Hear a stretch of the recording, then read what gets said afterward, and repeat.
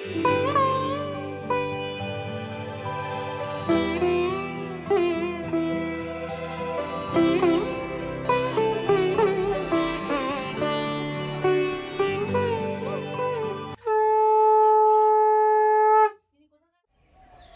সকাল বন্ধুরা, তোমরা সবাই কেমন আছো? আশা করছি খুব ভালো আছো। আমিও খুব ভালো আছি।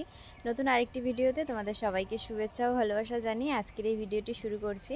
কালকে হলো পৌষ সংক্রান্তি, সবার বাড়িতেই পিঠেপুলি করা হবে। আর আজকে হলো আমার শ্বশুরবাড়িতে পৌষ সংক্রান্তি, মানে এটা মনে করে যে মাস শেষের আগের দিনটাতে পৌষ সংক্রান্তি আর এই দিনটাতে পুজো করা হয়। আর এই পুজোটার জন্য জানো তো মানে কালকের থেকে প্রস্তুতি চলছে, মানে ঘরদোর গোছানো। সারা বছর ঘরদোর পরিষ্কার করুক আর না করুক, এই সময়টাতে মানে যাবতীয় যা কিছু আছে সব কিছু পরিষ্কার করা হয়। মানে কালকের থেকে শুরু হয়েছে, আজকেও সব পরিষ্কার করা হয়ে গেছে। আর মা বললো কি যে খাওয়া দাওয়া করে তারপরে আর কি সবজিগুলো কাটতে বসতে। তো খাওয়া দাওয়া করে নিয়েছি আর একটু পরেই যাব সবজিগুলো কাটতে। তো চলো তাহলে আজকের এই ভিডিওটা দেখতে থাকো, আশা করি তোমাদের খুব ভালো লাগবে। মেজমা আর আমি দুজনে মিলে এখন সবজিগুলো কাটতে বসেছি। মা রান্না করবে, আর তাছাড়া এখন মা অন্য কাজ করছে বলে আমরা দুজন সবজি কেটে নিচ্ছিলাম। বাঁধাকপি আর যা আলু লাগবে সেই আলু আর বেগুন এগুলোই আমি কেটেছি, বাকি সব মেজমা কেটেছে। বাঁধাকপি কাটতে কাটতে আমার সময়টা চলে গেছে। আর এইদিকে এখন যেখানে সবজি লাগানো হয়েছে ওইখানটাতে এসেছি পালং শাক নেওয়ার জন্য। ও পালং শাকটা তুলে দিল। গাজরের মধ্যে অনেক পালং শাক হয়েছে, কয়েকদিন তো খাওয়াও হয়েছে। আর আজকে পালং শাকের তরকারি করা হবে আর ওর মধ্যে বেলে শাকটাও দেওয়া হবে। আগের থেকে দেখা গেছিলো বেলে শাকটা, তাই জন্য মাঠের থেকে আনা হয়নি। এই যে যেখানে সবজি লাগানো হয়েছে ওখান থেকেই তোলা হয়েছে। সব সবজিগুলো কাটা হয়েছে, তারপরে এক এক করে সব সবজিগুলোই ধুয়ে নিচ্ছি। আর একটু বাদে রান্না করতে হবে, কারণ এখন অনেকটাই বেলা হয়ে গেছে। মাও স্নান করে চলে এসছে, তো উনুনটা আমি লিপে দিয়েছি। তারপরে এই যে মা দেখো উনুনটা ধরিয়ে দিয়েছে, এখন গরম জল করা হচ্ছে। এর মধ্যে এখন চালের গুঁড়োটা মাখা হবে, চুষি পিঠে করা হবে। অনেকে তো পায়েসও বলে, কিন্তু আমরা চুষি পিঠেই বলি। ওইটাই করা হবে। তো প্রথমে আর কি চালের গুঁড়োটা মেখে নেবে, তারপরে অন্য সব কিছু যা যা রান্না করে সেগুলো রান্না করবে। রান্নাঘরের কাজটা গুছিয়ে নিয়ে স্নান করে নিয়েছি, এখন যাব রান্নাঘরে। মা তো রান্না বসিয়ে দিয়েছে। আজকে এই শাড়িটা পরেছি, এই শাড়িটা না আমার ভীষণ পছন্দের। কি বলো তো, কিছুদিন আগে যেই দাদুদের বাড়িতে গেছিলাম ওই দাদুদের বাড়ি থেকে এই শাড়িটা দিয়েছে। নাম জানি না শাড়িটার, কিন্তু লাল হলুদ, ওই জন্য আরও হয়তো আমার বেশি ভালো লেগেছে। তো এখন যাবো নিচে শাড়ি পরতে, আমার আরও বেশি দেরি হয়ে গেছে। তো চলো রান্নাঘরে গিয়ে তোমাদের সাথে দেখা হচ্ছে। আজকে আমার ননদ এসছে, ওই দেখো গাড়িতে করে। কিছুদিন আগে তো ঠাকুমা গেছিলো আমার ননদের বাড়িতে, তোমাদেরকে একটা ভিডিওতে বলেছিলাম। তো ওখান থেকে আজকে এসছে। আমার নন্দায় যেই কোয়ার্টারে থাকতো আর কি, ওইখানটায় ননদও থাকতো, কিন্তু একটু সমস্যা হচ্ছিলো, ওই জন্য ওখান থেকে চলে এসছে। হয়তো অনেক দিন পরে আবারও যাবে, তাই জন্য অনেক ব্যাগ ট্যাগ রয়েছে, সেগুলো এখন নামানো হচ্ছে। এখানে হয়তো আজকে থাকবে, মানে সন্ধ্যের পরেই হয়তো চলে যাবে, কারণ এখানে পুজো রয়েছে। আর ওখানে যে ব্যাগগুলো রয়েছে ওগুলো আবার শ্বশুরবাড়িতে নিয়ে যাবে। শ্বশুরবাড়িটা তো কাছেই, তো আমি এখন নিচে যাব। ছাদ থেকে নিচে এসে বিনস গাজর এগুলোই কেটে নিয়েছে। মা এখন ভাজা বসিয়েছে। অনেক কিছুই রান্না হয়েছে, আর তার মধ্যে রয়েছে ডাল। আর ও বললো কি যে ডালের সাথে বিনস গাজর ভাজা খাবো, ওই জন্য আর কি বিনস গাজরটা ভাজা করা হয়েছে। বিনস গাজরটা ভাজা হয়ে যাবার পরে ওকে এখন খেতে দিয়েছি। আমি ভেবেছি কি যে একটু বাদে খাবো, কিন্তু ও বলছে কি যে এখন অনেকটা বিকেল হয়ে গেছে, আর তাছাড়া একটু পরে পিঠেও বানাতে হবে, তাহলে আসো তোমাকে একটু খাইয়ে দিই। ওই জন্য এখন আমাকে খাইয়ে দিচ্ছে। আর তাছাড়া কী বলো তো, হাতে না একটু ছ্যাঁকা লেগে গেছিলো আগুনে, তো ওখান থেকে ফোসকাও পড়েছে। আর ওই ফোসকাটা কালকে যখন উঠোনে গোবর দিচ্ছিল সেই সময়টাতে ঝাঁটাতে লেগে গেলে গেছে। রাত্রেবেলাতে খেতে ভীষণ সমস্যা হচ্ছিলো, তবুও আর কি একটু ভাতটা মেখে দিয়েছিল। আর শুকনো শুকনো খেয়েছিলাম ঝাল ছাড়া, তো সেই জন্য সমস্যা হয়নি। কিন্তু আজকে সমস্যা হচ্ছিলো বলে ও খাইয়ে দিয়েছিল। আর এদিকে মেজমা তো পিঠে বানাচ্ছে। মেজমার হাতেও আজকে জানো তো বাছুরে কামড়ে দিয়েছে, মানে কিছু একটা খেয়ে নিচ্ছিল, মুখের থেকে বের করতে গেছে আর অমনি আর কি হাত কেটে গেছে। এই শীতের সময়টাতে কি পরিমাণে যে ব্যথা হবে। আর এদিকে এখন ও কচা গাছের ডাল কেটে নিয়ে এসে পুজো করতে লাগবে, আমাদের ঘরের আর সেজমাদের ঘরে, দুই ঘরের জন্যই এই ডালটা এখন কাটা হবে। খাওয়া দাওয়া করে থালা বাসনটা ধুয়ে নিয়েছিলাম, এখন এই ছাদে এসে জামা কাপড়গুলো নিচ্ছি। এরপর ওই যে বড়ি মেলা রয়েছে ওইটা নিয়ে যাব, পিঠে করতে বসতে হবে। আর এদিকে তো মেজমা তেলের পিঠে বানাচ্ছে।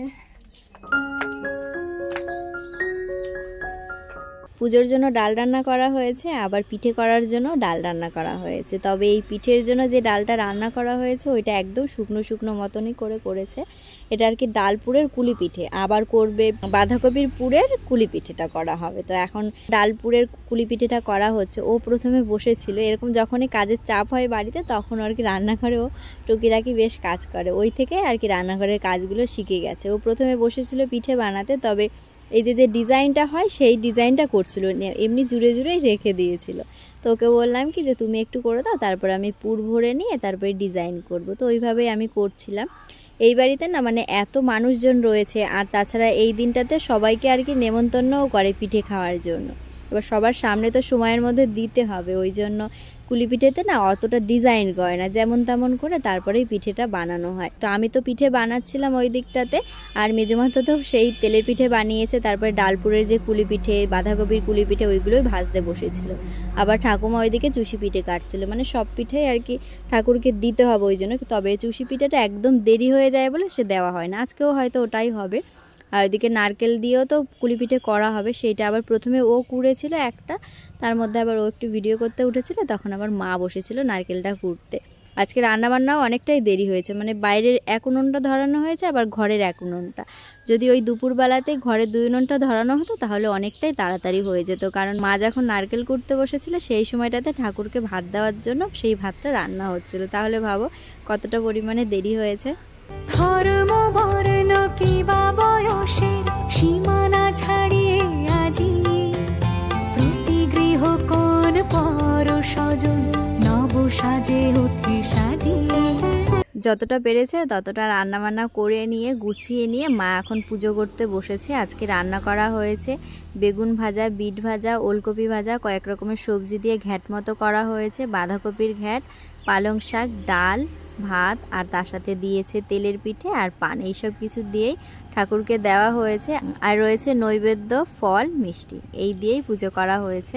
আর মা আজকে সকাল থেকেই উপোস রয়েছে, কারণ এই পুজোটা করতে গেলে তো উপোস থাকতেই হবে। তো সেই জন্য আর কি মা উপোস থেকে পুজোটা করে নিয়েছে। উৎসবের অঙ্গনে আজ সবার আমন্ত্রণ। পিঠে বানানো হলে তো গরুদেরকে দিতে হয়, তাই জন্য ও এসে এখন গরুদেরকে পিঠে খাওয়াচ্ছে। শুধু এই পিঠে না, যে কোনো ধরনের যদি সবজিও থাকে না, ও সবসময়ের জন্য ওর মনে টানে কি যে গরুদেরকে দিই, আবার কখনো কখনো দিয়েও দেয়। মা পুজো দিয়েছে, তারপরে রান্নাঘরে এসে এখন পিঠে বানাচ্ছে। কয়েকটা বাঁধাকপির কুলি পিঠে ছিল, সেগুলো ভেজে নিয়েছে, আর এখন এই যে পাটিসাপটা বানাচ্ছে। আর এখানে রয়েছে তেলের পিঠে আর 2 ধরনের কুলি পিঠে। মেজমা ঠাকুমা দুজনে মিলেই চুষি পিঠে কাটছিল, আর সেই সময়টাতে মা রান্নাঘরে এসে ওই পিঠেগুলো বানাচ্ছিল। আর এখন মেজমা ঠাকুমা দুজনে মিলে নারকেল পুরের কুলি পিঠে বানাচ্ছে। তোমাদেরকে বলেছিলাম না যে সেরকম ডিজাইন করে না, দেখো এইরকম মানে শর্টকাট যেটা তাড়াতাড়ি হয় সেইভাবেই ডিজাইন করেছে। আজকে রাত্রেও অনেকের নেমন্তন্ন করেছে, তারা যদি আজকে না আসে কালকে আসবে। কালকেও অনেকের নেমন্তন্ন করেছে, তারা খেতে আসবে, মানে আজকে যে ভাত তরকারিগুলো রান্না হয়েছে সেই সব জিনিসগুলো। এরকম রান্না বান্না করে ঠাকুরকে দেওয়া হয় 2টো সময়তেই, আজকের দিনটাতে আর বুদ্ধ পূর্ণিমার সময়টাতেই দেওয়া হয়। ওই ঘর থেকে আনা হয়েছে প্রসাদটা, বড় ভাই এখন সবাইকে ভাগ করে দিচ্ছে, বড় ভাই আর এই পাশে আর একটা ভাই রয়েছে, এটা হচ্ছে আমার মামা শ্বশুরের ছেলে। আর ওইদিকে ও, 3 জনে মিলে এখন খাওয়া দাওয়া করবে। তোমাদের মধ্যে কাদের কাদের মধ্যে এরকম পুজো রয়েছে অবশ্যই কমেন্ট করে জানিও। তাহলে চলো আজকের ভিডিওটা এখানেই রাখছি, দেখাবো নতুন একটা সুন্দর ভিডিওর সাথে। সবাই ভালো থেকো, সুস্থ থেকো।